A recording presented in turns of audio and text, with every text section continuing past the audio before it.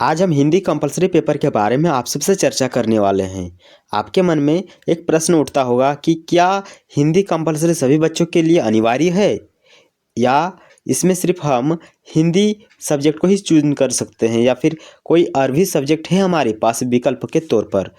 तो ऐसा नहीं है। इसमें नोटिफिकेशन में साफ लिखा हुआ है कि संविधान की 8वीं अनुसूची में सम्मिलित भाषाओं में से उम्मीदवारों द्वारा चुनी गई कोई एक भारतीय विषय होना चाहिए। तो हम हिंदी भाषा को ही चुनते हैं और उसी में इसमें एग्ज़ाम देते हैं। तो आज हम इसमें चर्चा करने वाले हैं इसके सिलेबस को लेकर, इसमें कितना हमें समय मिलता है, टोटल कितना अंक रहता है और पास करने के लिए हमें कितना मार्क लाना होगा। तो वीडियो में बने रहिएगा, छोड़ के मत जाइएगा। और मेरा राइटिंग कैसा है आप सब कमेंट करके ज़रूर बताइएगा। तो सबसे पहले इसमें हमें 3 घंटा का समय देखने को मिलता है। टोटल अगर हम अंकों की बात करें तो हमें 300 अंक देखने को मिलता है। हमें पास करने के लिए टोटल 75 अंक लाने होंगे, जो कि 300 का 25% है। ठीक है। अब चलिए हम बढ़ते हैं सिलेबस की ओर। तो हमें सिलेबस में क्या क्या पढ़ना होगा। तो सिलेबस में हमें निबंध पढ़ना होगा, गद्यांश पढ़ना हो गया, सारांश पढ़ना होता है और हिंदी का अंग्रेजी में अनुवाद करना होगा। और अगला जो कि है वो है अंग्रेजी का हिंदी में अनुवाद करना होगा। और लास्ट में हमें दिया जाता है व्याकरण। तो व्याकरण में भी हमें मुहावरे, वाक्य शुद्धिकरण, पर्यायवाची शब्द और वाक्य निर्माण ये सब पूछा जाता है। तो चलिए हम देखते हैं कि ये निबंध जो है ये किन किन क्षेत्रों से देखने को मिलता है। तो ये जो निबंध है ना, ये हमें जीएस पेपर 3 से ही रिलेटेड, सभी जीएस पेपर 3 से ही रिलेटेड निबंध देखने को मिलता है। इसमें हमें सामाजिक मुद्दे, पर्यावरण मुद्दे, आंतरिक सुरक्षा, अर्थव्यवस्था एवं विज्ञान प्रौद्योगिकी से निबंध लिखना होता है। और एक निबंध का हमें 100 अंक दिया जाता है। टोटल आपको 5 ही विषय पर वहाँ मतलब ऑप्शन रहता है कि आप 5 में से किसी एक ही विषय पर अपना निबंध लिख सकते हैं जो आपको अच्छा लगे, जिसके बारे में आप लिख सकते हैं। तो अब हम यहाँ देखने वाले कि टोटल प्रश्न कितना होता है। तो टोटल जो प्रश्न होता है वो 6 प्रश्न होता है। सभी प्रश्नों के उत्तर लिखना अनिवार्य है। अगर आप किसी प्रश्न का उत्तर नहीं देते हैं तो वहाँ पर आप उस पेज को इस तरह क्रॉस चिन्ह लगा सकते हैं। तो चलिए हम क्वेश्चन की ओर बढ़ते हैं। तो पहला जो कि क्वेश्चन है वो है निबंध। इसमें आपको 5 जैसे मतलब ऑप्शन दिया जाता है कि आप इन 5 में से कोई एक विषय पर अपना निबंध लिख सकते हैं। तो 5 मुद्दा आपको हम दिखा दिए, मतलब 5 किस किस क्षेत्र से हमें निबंध दिया जाता है वो आप एक बार और देख लीजिए, जो कि है सामाजिक मुद्दे, पर्यावरण मुद्दे, आंतरिक सुरक्षा, अर्थव्यवस्था एवं विज्ञान प्रौद्योगिकी। यहाँ से हमें निबंध लिखने को मिलता है। जो आपको अच्छा लगे वहाँ से आप लिख सकते हैं कोई एक का। तो यहाँ 5 में से किसी एक विषय पर 600 शब्दों में निबंध लिखिए और ये 100 अंकों का होता है। अगला जो कि प्रश्न है वो है गद्यांश को ध्यानपूर्वक पढ़िए और उसके आधार पर 5 प्रश्नों के उत्तर दीजिए। एगो गद्यांश दिया जाता है, उस गद्यांश को आपको ध्यानपूर्वक पढ़ना होगा और उसके नीचे आपको 5 प्रश्न दिया जाता है। उन प्रश्नों के आपको उत्तर देना होता है। एक जो प्रश्न है वो 12 अंक का है। टोटल 5 प्रश्न है तो 12 25 60 अंक आपको मिल सकता है। अगला जो कि है क्वेश्चन नंबर 3, उसमें एक अनुच्छेद का आपको संक्षिप्त लिखना होता है। संक्षिप्त मतलब एक गद्यांश से, मतलब गद्यांश से रहता है, उसको आप संक्षिप्त में लिखिएगा। अगर वो 90 शब्दों का है, टोटल 90 शब्दों का है तो उसका 1/3 आप कर लीजिएगा।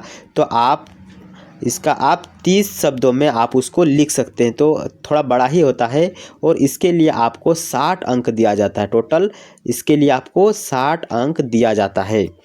क्वेश्चन नंबर जो 4 है ये एक गद्यांश है, उसको अंग्रेजी में आपको अनुवाद करना होगा। क्या? अंग्रेजी में अनुवाद। उसके लिए आपको 20 अंक दिया जाएगा।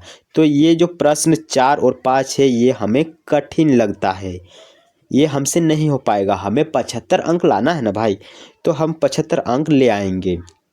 बिना पढ़े ही अगर आप हिंदी में या जीएस पेपरों को अच्छे से अगर पढ़े होंगे तो आप तो ये क्वेश्चन नंबर 1 से ही आप 100 नंबर प्राप्त कर लीजिएगा, अगर अच्छा से अगर आप जीएस पेपर सब पढ़े होंगे तो ये जो क्वेश्चन नंबर 4 है और 5 है ये हमें मतलब थोड़ा हार्ड लगता है, क्योंकि हम अंग्रेज़ी और हिंदी में अनुवाद नहीं कर सकते हैं, बहुत ही टफ वहाँ पर लैंग्वेज होता है ना। तो पहला जो प्रश्न है वो है गद्यांश का अंग्रेजी में अनुवाद करना होगा, जो कि 20 अंक आपको देगा। अगला गद्यांश को हिंदी में अनुवाद करना होगा, उसके लिए भी आपको 20 ही अंक दिया जाएगा। तो इस 40 अंक को हम छोड़ सकते हैं, इसको छोड़ देंगे, फिर भी हमारे पास अभी है 260 अंक है। ये इजी है, हमें इसी से अंक मिल जाएगा 75 अंक। तो अगला जो कि क्वेश्चन नंबर 6 है, ये ABCD में बटा हुआ है और प्रत्येक से आपको 10-10 अंक मिलेगा, जो कि आपको टोटल 40 अंक देगा। 40 अंक देगा और बहुत ही इजी है। पहला 1 नंबर में आपको मुहावरा देगा, 5 गो मुहावरा देगा, उसका अर्थ स्पष्ट करना है और उससे एगो आपको वाक्य बना देना है।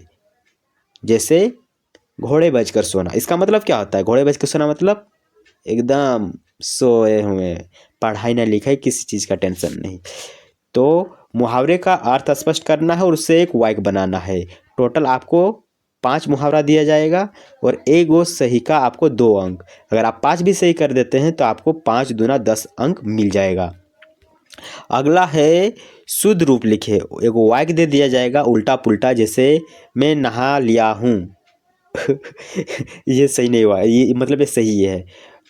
मोबाइल दौड़ता है, मोबाइल दौड़ता है, मोबाइल नहीं दौड़ता, मोबाइल चलता है। तो इस प्रकार आपको एक अशुद्ध वाक्य को शुद्ध में बदलना होगा। टोटल आपको इसमें 5 वाक्य देखने को मिलता है और 2 अंक का होता है एक वाक्य, अगर आप सही किए तो इसमें आपको 10 नंबर मिलेगा। अगला है शब्दों के 2-2 पर्यायवाची शब्द आपको लिखना है। एगो शब्द दिया जाएगा, जैसे पानी, पानी को क्या क्या बोलता है आप लिख लीजिएगा। पर्यायवाची शब्द आपको उसमें लिखना होगा, जैसे पानी को वाटर, वो तो इंग्लिश हो गया, जल हो गया, नीर हो गया, ये सब आपको लिखना होगा। तो टोटल आपको 5 शब्द दिया जाता है और 2 अंक का एक होता है, तो इसमें भी आपको टोटल 10 अंक मिलेगा। और लास्ट जो है, निम्नलिखित युग्मों को इस तरह से वाक्य में प्रयुक्त कीजिए कि उनका अर्थ एवं अंतर स्पष्ट हो जाए। ये भी आपको 10 ही अंक देने वाला है। इसमें आपको 5 इस प्रकार के शब्द दिए जाएंगे, वाक्य दिए जाएंगे, ये जैसे प्रसाद प्रसाद, पास पास। तो इस प्रकार से आपको लिखना होगा और इसमें एक अर्थ और अंतर आपको मतलब ये भी आसान ही आप लोगों के लिए। जैसे प्रसाद का मतलब क्या होता है? भोग होता है, और इस प्रसाद का मतलब क्या होता है? महल होता है। इस पास का मतलब होता है नज़दीक और इस पास का मतलब होता है बंधन। आप इसमें लिख दीजिएगा, आपको इजीली 10 नंबर मिल जाएगा। तो इसमें हम क्या समझे कि ये कंपलसरी पेपर जो है ये हमारे लिए बहुत ही आसान है, हिंदी मीडियम के छात्रों के लिए।